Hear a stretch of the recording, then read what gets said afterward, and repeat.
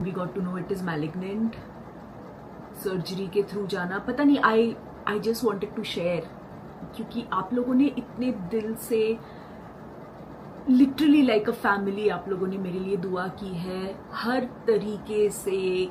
किसी ने नमाज अदा की है, किसी ने कोई स्पेशल पूजा की है, किसी ने मन्नत मांगी है। तो ये सब जब पता चला जब सबसे पहले पता चला, डॉक्टर तुषार शाह ने बताया कि ट्यूमर है और सर्जरी तो करनी पड़ेगी, बट इसके आगे क्या करना है वो आपको स्पेशलाइज्ड डॉक्टर बताएंगे ऑब्वियसली।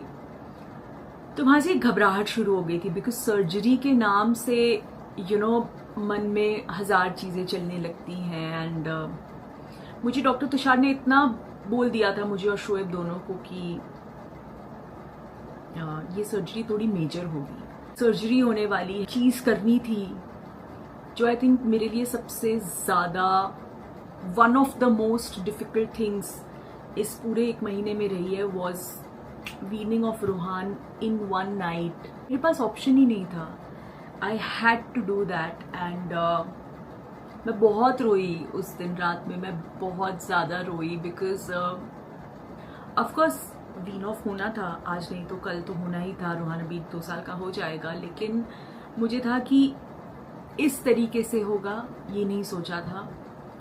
बट फीड ना करो वही बेटर होता है।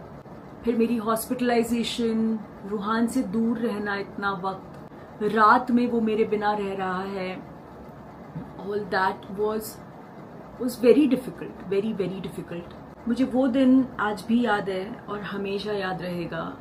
मुझे वो कॉरिडोर हमेशा याद रहेगा, कोकिलाबेन हॉस्पिटल का, डॉक्टर सोमनाथ का जो पूरा एरिया है उसके बाहर वाला।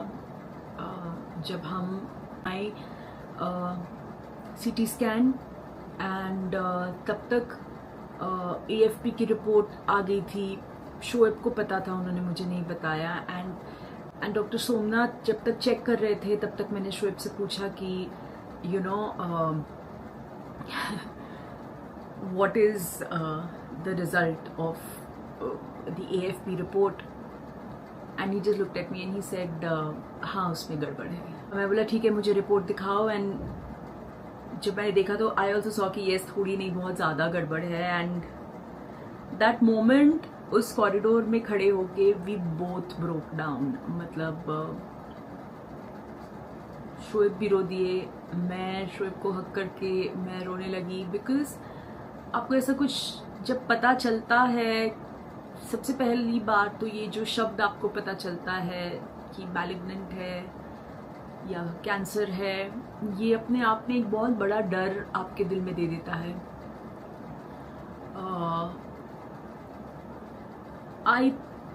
I just broke down at that point of time, and मैं शोएब को हक करके जोर से उधर ही कॉरिडोर में खड़े होके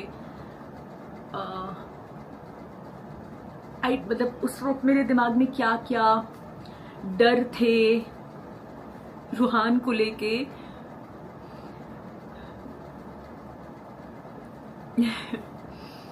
बहुत सारी चीजें आती हैं आपके मन में, पता है। एंड ऑफ कोर्स डर ज़्यादा आता है, गलत ख्याल ज़्यादा आते हैं। So and but as always